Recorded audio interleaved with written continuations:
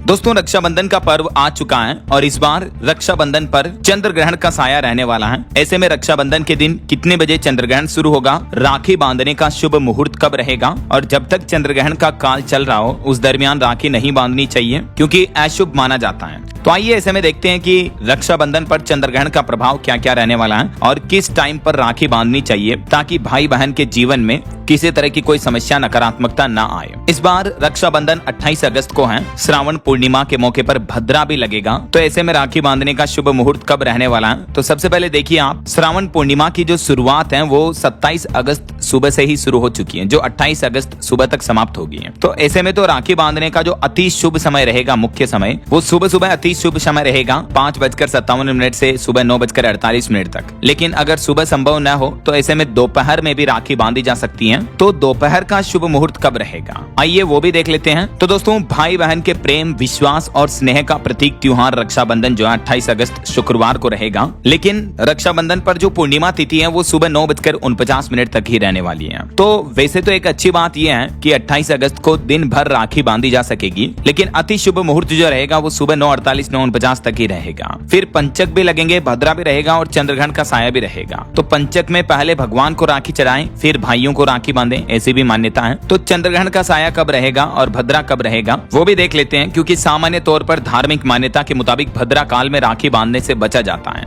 लेकिन क्योंकि इस साल पंचांग की गणना के मुताबिक भद्रा जो है वो 28 अगस्त को सूर्योदय से पहले ही समाप्त हो जाएगी। तो इसीलिए जब 28 अगस्त को सूर्योदय होगा सुबह सुबह, उसके बाद राखी बांधने के समय कोई भी भद्रा की बाधा नहीं रहेगी। तो एक तो इस बार अच्छी बात यह है कि भद्रा की कोई बाधा नहीं होगी। तो भद्रा का साया नहीं होने के कारण जो वैकल्पिक तौर पर बहनें दिन में राखी बांधना चाह रही है वो दिन में 12:28 से 2:02 तक अति शुभ मुहूर्त रहेगा। इस दरमियान भाइयों की कलाई पर स्नेह रक्षा सूत्र बांध सकेगी। लेकिन क्योंकि इस बार पंचक तो रहेंगे, क्योंकि पंचक तो 5 दिन तक रहते हैं, तो पंचक की शुरुआत 27 अगस्त से हो चुकी है जो 31 अगस्त तक रहेंगे। तो पंचक में क्या करें कि पहले राखी भगवान को चढ़ाएं, फिर प्रसाद स्वरूप राखी जो है वो भाई को बांधे हैं। तो इससे पंचक का भी प्रभाव नगण्य हो जाता है। तो ये एक राहत की बात है, ये टोटका जरूर करें। अच्छा, अब रही बात चंद्र ग्रहण की, तो खगोलीय गणना के मुताबिक 28 अगस्त को चंद्र ग्रहण की शुरुआत भारतीय समय के मुताबिक सुबह 6:53 पर उपछाया चंद्र ग्रहण के रूप में होगी और चंद्रमा की पृथ्वी पर वास्तविक छाया पड़ने वाला आंशिक ग्रहण सुबह 8:03 पर शुरू होगा और ग्रहण का अधिकतम चरण सुबह 9:42 पर रहेगा।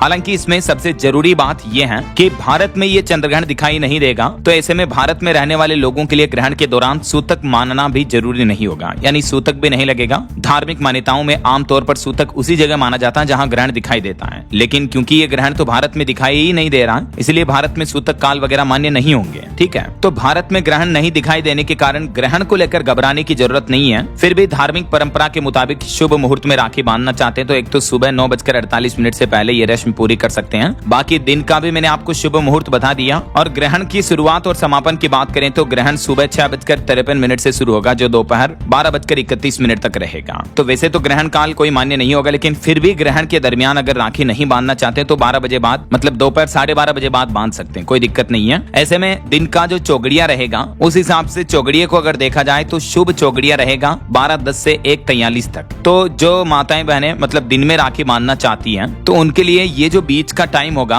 12:31 के बाद ग्रहण भी समाप्त हो जाएगा और 1:43 तक शुभ चौगड़िया भी रहेगा दोपहर में। तो ये समय अति शुभ रहेगा। इस दरमियान राखी बांधी जा सकती है, लेकिन दोपहर के बाद अगर माताएं बहनें राखी बांधना चाहती तो फिर चौगड़िया रोग, उद्वेग और चर के रहेंगे, तो इन्हें अति शुभ नहीं माना जाता है। फिर तो रात का चौगड़िया आपको देखना पड़ेगा और रात में 9:30 से 11 बजे तक राखी बांधने का फिर शुभ मुहूर्त रहेगा चौगड़िए के अनुसार। ठीक है, बाकी राखी बांधते समय कुछ और बातों का ध्यान रखें, जैसे रक्षाबंधन की थाली में क्या क्या रखें, नारियल, दीपक, मिठाई वगैरह, चावल, रक्षा सूत्र ये होना चाहिए। और भाई को पूर्व या उत्तर दिशा की ओर मुंह करके बिठाएं। बहनें तब राखी बांधें और भाई के माथे पर तिलक लगाएं, फिर चावल लगाएं और रक्षा सूत्र का मंत्र बोलते हुए राखी बांधें और मिठाई खिलाएं। तो ये और अति शुभ माना जाता है। ठीक है, और एक ये भी बात है कि जो माताएं बहनें जिनके भाई नहीं है तो वो अपने इष्ट देव को रक्षा सूत्र बांध सकती हैं। जैसे जो भी आपके इष्ट देव हैं, आप भगवान श्री कृष्ण को मानते हैं, प्रभु श्री राम को मानते हैं, या जो भी आपके इष्ट देव हैं आपकी श्रद्धा अनुसार, तो उनको आप राखी बांध सकते हैं। महादेव, शिव शंकर, भोलेनाथ या जो भी आपके इष्ट देव हैं उनको।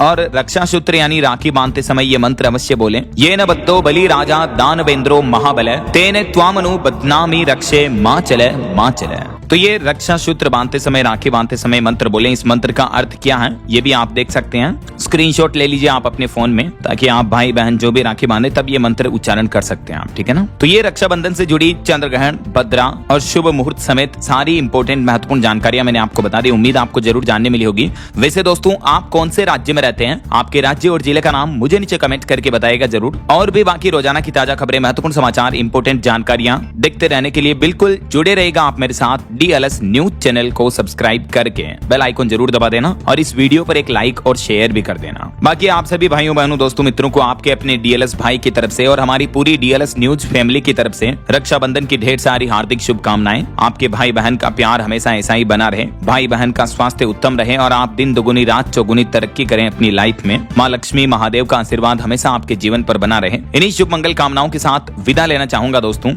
जय हिंद, जय भारत, वंदे मातरम।